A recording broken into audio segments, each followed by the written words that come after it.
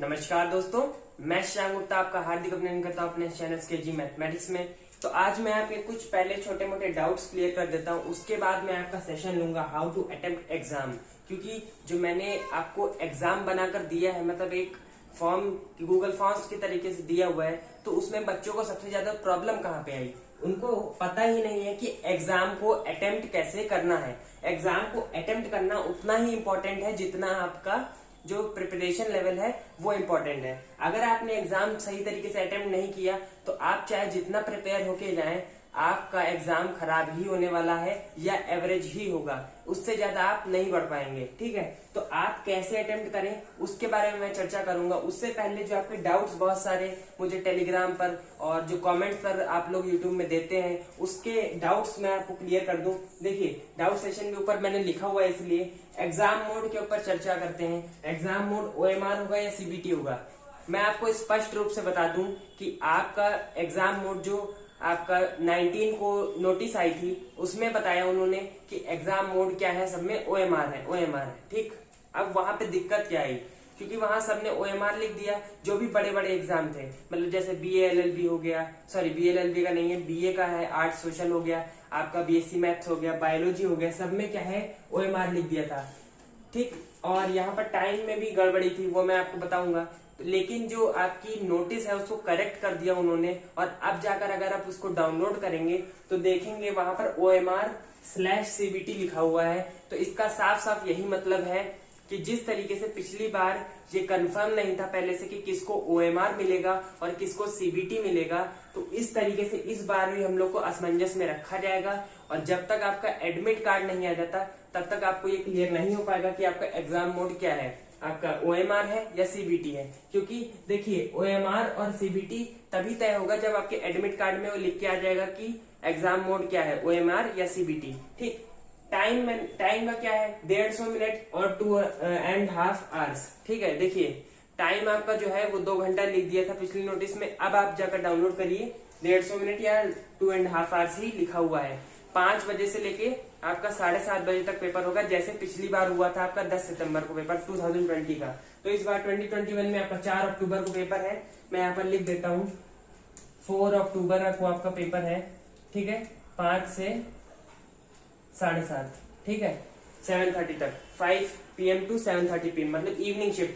S3 जो मैंने आपको बताया था वही है। ठीक, अब एडमिट कार्ड कब आएगा, देखिए नॉर्मली 1 से 1.5 वीक। ठीक, एडमिट कार्ड का यही है, 10 दिन पहले, मतलब आप लोग मान लीजिए कि एडमिट कार्ड आने की संभावना होती है। ठीक है, 10 दिन से लेके एग्जाम के 5 दिन होने तक बीच में आ जाता है। मतलब ये समझ लीजिए कि 1 या 1.5 हफ्ते पहले आपका एडमिट कार्ड आने की संभावना बनती है। अभी आज आपकी तारीख है 22, ठीक है, एग्जाम आपका 4 को है, तो ये समझ लीजिए 24 के बाद आपका एडमिट कार्ड आने की संभावना रहेगी। तो आप लोग उसके लिए परेशान मत होइए। अब मॉक टेस्ट पेपर 2 जो मैंने आपके लिए बनाया था गूगल फॉर्म्स में, बहुत बच्चे तो ऐसे ही हैं जिनको यही नहीं पता है कि पहले साइन इन करना है, उसके बाद आपको गूगल फॉर्म देना है, वो परेशान हो गए। फॉर्म प्रेजेंटर आपका काम नहीं कर रहा था, क्योंकि जो है उसमें लिमिट होती है, और उसके बाद उसको बाई करने के लिए कुछ नहीं तो 800-900 रुपए देने पड़ते हैं। तो दैट इज अनदर थिंग। तो गूगल फॉर्म्स में मैंने सिंपल सा बना दिया, आपको सबमिट करना है, आपको रिस्पांस मिल जाएंगे, और आपको ये भी पता चल जाएगा एग्जाम फॉर्म सबमिट करने के बाद कि आपके कितने क्वेश्चन सही हैं, कौन सा वाला क्वेश्चन आपका, मतलब कौन सा, मान लीजिए 4 ऑप्शन आपने सेलेक्ट किए, एक गलत किया है, तो उसमें ये भी बता देगा उसमें कि कौन सा वाला ऑप्शन सही है। वो सारी जानकारी आपको उसके बाद एग्जाम फॉर्म जैसे आप सबमिट करेंगे तो आपको व्यू स्कोर करने के बाद मिल जाएगी। उससे आपको तो कोई दिक्कत नहीं है। देखिए, सबसे पहले आपको लॉग इन करना है विद जीमेल आईडी। या ध्यान रखिएगा, कोई भी आपकी जो रजिस्टर, आपने जो ईमेल आईडी बनाई है जिसका आपको पासवर्ड पता है, उस ईमेल आईडी से आप जो है लॉग इन करिएगा। मैं आपको बता दूं कि क्योंकि अभी भी आप लोग क्या है, असमंजस में है कि OMR है या CBT है, क्योंकि आपका एडमिट कार्ड तो आया नहीं है। तो आप ऐसा करिए कि जाइए आपकी स्टेशनरी शॉप नियरेस्ट जो भी है वहां पर जाइए, थोड़ी सी बड़ी शॉप में जाइएगा जहां पर केवल मतलब कॉपी किताब बेचते हैं, वहां मत जाइएगा। ठीक है, तो वहां पर जाइए और उनसे कहिए कि हमें OMR शीट दे दीजिए, प्रैक्टिस वाली। ठीक है, प्रैक्टिस की OMR शीट मांग लीजिए उनसे, वो आपको प्रोवाइड कर देंगे, जितने पैसे थोड़ी बहुत सस्ती आती है। ठीक है, तो OMR शीट्स आप वहां से परचेज कर लीजिए, और जब एग्जाम दिया करिए, मॉक टेस्ट दिया करिए ये वाला, ठीक। तो OMR शीट में साथ में फिल करते जाइएगा। इससे क्या होगा, आपकी एक प्रैक्टिस बन जाएगी OMR शीट फिल करने की भी, ठीक है। क्योंकि OMR शीट में एंड आपको पता है at the end OMR sheet भरने में टाइम लगता है। अगर आपके 150 क्वेश्चन है तो 10 मिनट आपको OMR शीट भरने में लगेगा, गारंटी है, ठीक है। तो OMR शीट और भरनी है, परचेज कर लीजिए, ठीक है। दूसरी बात, ये जो एग्जाम है आपका मॉक टेस्ट पेपर 2, ये आपको मेरे टेलीग्राम चैनल पर मिल जाएगा, ठीक। टेलीग्राम चैनल पर मिलेगा आपको ये मेरा मॉक टेस्ट पेपर 2 का लिंक, ठीक है, जो ये आप गूगल फॉर्म से देंगे। और इस टेलीग्राम चैनल का लिंक आपके डिस्क्रिप्शन में दिया हुआ है, तो उसे जाकर चेक करिए। और इस एग्जाम को आप अपनी कन्वीनियंस के हिसाब से कभी भी जब भी आपका मन चाहे दे सकते हैं। मैं आपको सजेस्ट करूंगा कि आप इस एग्जाम को 5 बजे ही दीजिए, मतलब जब आपका एग्जाम है उसी टाइम आप आदत डालिए बैठने की। और देखिए, और अपनी क्लॉक को सेट कर लीजिएगा 2.5 घंटे के लिए, ठीक है। पहली बात, 2.5 घंटे के लिए आप अपनी क्लॉक को सेट कर लीजिएगा, ठीक, 2.5 घंटे के लिए। और क्यों कर लीजिएगा, और देखिए कमरा बंद कर लीजिएगा, कोई और आने ना पाए, और आप आराम से एग्जाम को दीजिए। 2.5 घंटे बैठने की प्रैक्टिस करिए। जब तक आप ऐसा नहीं करेंगे तब तक आपका एग्जाम में जो आपकी प्रिपरेशन है वो चेक नहीं हो पाएगी। क्योंकि आप क्या करते हैं ना, मैंने देखा बहुत सारे बच्चों ने क्या किया कि एग्जाम के मतलब थोड़ा बहुत क्वेश्चन अटेम्प्ट किए, उसके बाद बाकी सारे छोड़ दिए। क्योंकि रिस्पॉन्सेस रिकॉर्ड होते हैं मेरे पास, जो आप गूगल फॉर्म में भरते हैं सारे रिस्पॉन्स रिकॉर्ड होते हैं। आपकी हर एक चीज मुझे पता चलती है कि आपने क्वेश्चन में कितना टाइम दिया। ये भी मुझे पता चलता है कि आपने कौन सा क्वेश्चन सही किया, कौन सा गलत किया, कौन सा ऑप्शन आपने चूज किया, ठीक है। तो ये सब मुझे स्टैट्स मिल जाते हैं। तो इसकी आप लोग ये मत सोचिएगा कि पीछे हमें कुछ पता ही नहीं चलता है, हमें सब पता रहता है, ठीक है, गूगल फॉर्म में। तो जब तक आप बैठने की आदत नहीं डालेंगे तब तक आपका एग्जाम नहीं अच्छा होगा और आपका रूटीन नहीं सेट होगा कि आपको एग्जाम करना कैसे है। इसी के विषय पे आज मैं आपको बात करूंगा कि how to attempt exam. Exam attempt करने का तरीका क्या है। आप लोग को तरीका ही नहीं मालूम है, मैं बता दूं आपको एग्जाम कैसे अटेम्प्ट किया जाए। क्योंकि अगर आपको तरीका नहीं पता है तो आप जो एग्जाम देंगे वो या तो आपका मॉडरेट लेवल का होगा या तो आप बहुत ही ज्यादा गड़बड़ कराएंगे। और अगर ऊपर से डिफिकल्ट आ गया एग्जाम तो बिल्कुल आपकी हवा उड़ जाएगी, ठीक है। तो कंडीशंस यू फेस, सबसे इंपॉर्टेंट तो यही है, कंडीशंस यू फेस। एग्जाम के समय आप कंडीशंस क्या फेस करते हैं अपने सामने। देखिए 4 तरीके की कंडीशंस होती हैं आपके सामने एग्जाम जब आप देने जाते हैं। पहली कंडीशन क्या है, या तो आपका एग्जाम बहुत इजी आ जाता है, ठीक। दूसरी क्या है, एग्जाम टफ है लेकिन अप टू पैटर्न है, मतलब एग्जाम में क्वेश्चंस थोड़े कठिन आए माना, लेकिन उसी पैटर्न का आया जैसे प्रीवियस ईयर में आता था। मतलब अगर 3D ज्योमेट्री के अगर आपके 4 क्वेश्चन पिछले साल आए थे तो इस बार भी 4 आए, मतलब आपको ये तो पता है कि किसमें कितने क्वेश्चन आएंगे, ठीक है। तो दूसरी कंडीशन ये होती है कि आपका एग्जाम ऐसा आ गया। तीसरी कंडीशन क्या होती है कि एग्जाम लेंदी आ गया या टाइम टेकिंग आ गया, मतलब क्वेश्चन जो थे वो बहुत लंबे लंबे थे, उनको पढ़ने में काफी टाइम हमारा वेस्ट हुआ, तो ये सब ऐसा क्वेश्चन आ जाए पेपर, ठीक। चौथी जो कंडीशन एक और बनती है वो ये होती है कि जो सेट आप सॉल्व कर रहे हैं, क्योंकि एग्जाम में क्या होता है 5 सेट बनाए जाते हैं ABCDE, ठीक है। जो सेट आप सॉल्व कर रहे हैं उसमें क्या हुआ कि क्वेश्चन जो डिफिकल्ट वाले थे वो पहले प्लेस कर दिए गए, ठीक है, और जो इजी वाले थे वो बाद में। आप क्या हुआ, क्वेश्चन डिफिकल्ट वाले करने के चक्कर में टाइम आपका बहुत वेस्ट हो गया, इजी वाले भी आपसे मतलब उन तक आप पहुंच ही नहीं पाए। तो ऐसा भी हो सकता है आपके साथ। पांचवी अगर आपको कोई कंडीशन मिलती है तो आप मुझे कमेंट सेक्शन में बताइए, वो भी मैं कंसीडर कर लूंगा। पर अगर ये 4 कंडीशन आप फेस करते हैं एग्जाम में, या आपने की है अभी तक कोई एग्जाम दिया हो, जैसे कोई NDA का दे आया होगा अभी तक, ठीक है, प्रीवियस में जो हुआ था अभी, तो आपके अगर ये कंडीशन आप फेस करते हैं तो बिल्कुल सही है, यही कंडीशन फेस करेंगे भी अगर एग्जाम में, ठीक है। अब मैं आपको बताऊंगा कि आप क्या फॉल्ट्स करते हैं और आपको करना क्या चाहिए जिससे आप एग्जाम को आसानी से और सही ढंग से अटेम्प्ट कर सकें।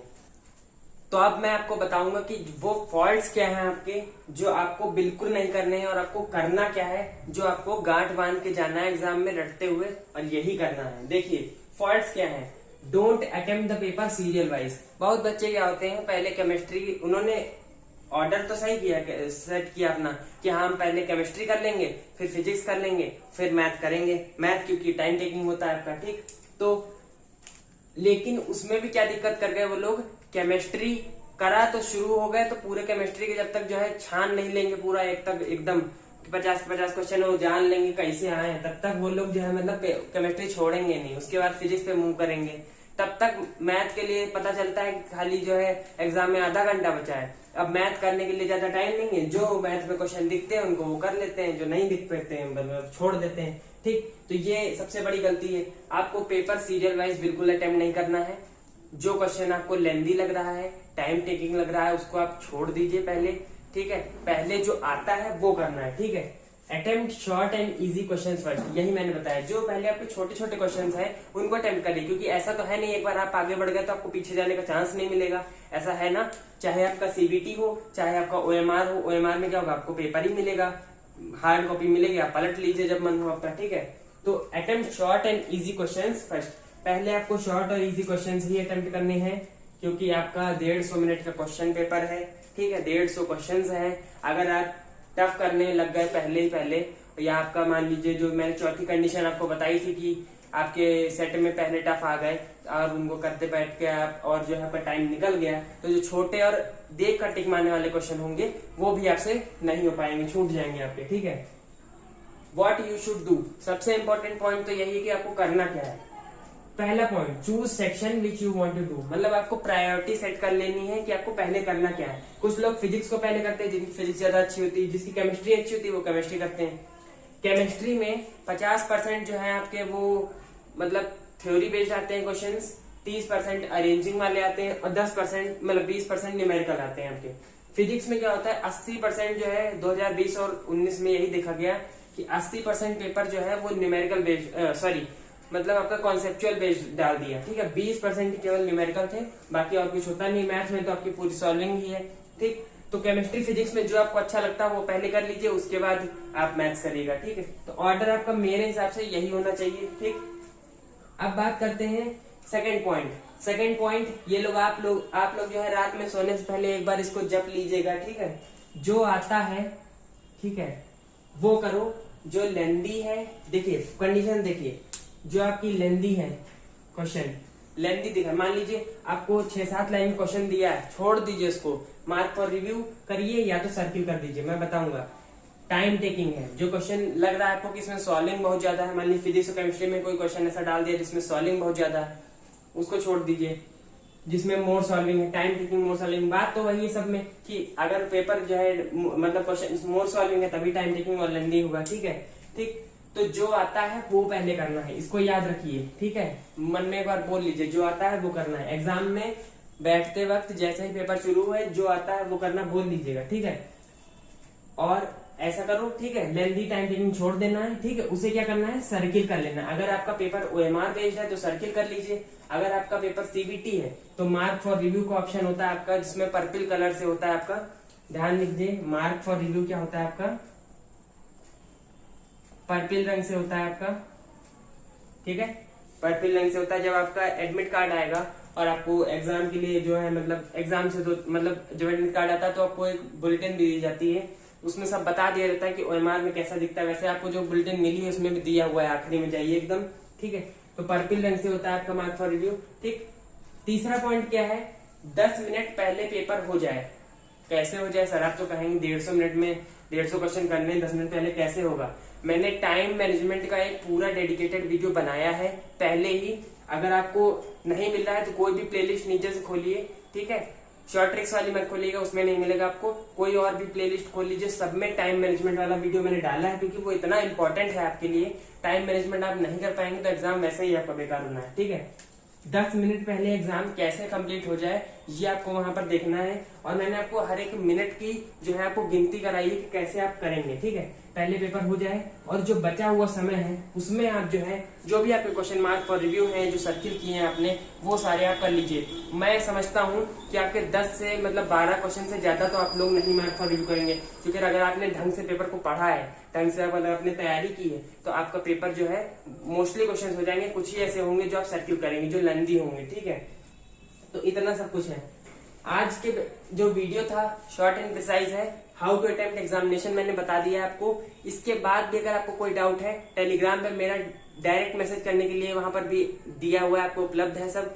वहां पर मैंने एक ग्रुप बना रखा है जहां पर बच्चे आपस में डिस्कस करते हैं, लेकिन फालतू डिस्कशन आपको वहां पर नहीं करनी है, मैं आपको फिर से बता दूं। ठीक है, एग्जाम से रिलेटेड ही करिएगा। बाकी अगर आप शॉर्ट ट्रिक्स की वीडियोस जो भी मैंने बनाई है वो देखना चाहते हैं, डिस्क्रिप्शन बॉक्स में जाइए, पूरी डेडिकेटेड 11-12 वीडियोस पड़ी हुई हैं। और आपको अगर डीपीपी चाहिए तो मेरे टेलीग्राम चैनल को विजिट करिए। दोनों मॉक टेस्ट मेरे टेलीग्राम चैनल पे ही आपको पिन मिलेंगे, ऊपर पिन किया हुआ है ऐसे, वहां पर आपको मिल जाएंगे। ये सारी जानकारी जो बच्चे मुझसे पहले से जुड़े हुए उनको पता है, और आप अगर अभी पहली बार वीडियो देख रहे हैं तो आप भी जाकर टेलीग्राम चैनल को ज्वाइन कर सकते हैं। और जो डीपीपीज और मैंने बिग सरप्राइजेस 2 रखे थे आपके लिए, उसमें केमिस्ट्री, फिजिक्स और मैथमेटिक्स तीनों के लिए मैंने मतलब जितने भी आपके चैप्टर्स है उन सबसे रिलेटेड एक ही सिंगल पीडीएफ में फिजिक्स केमिस्ट्री सबके मैंने एमसीक्यूज डाल दिए हुए हैं मेरे टेलीग्राम चैनल पर। उसको डाउनलोड करिए, वहां से एमसीक्यूज सॉल्व करिए। अगर आप उनको सॉल्व कर लेते हैं, गारंटीड है आपका पेपर बहुत अच्छा जाने वाला है, अगर आप इस वीडियो को समझ गए हैं।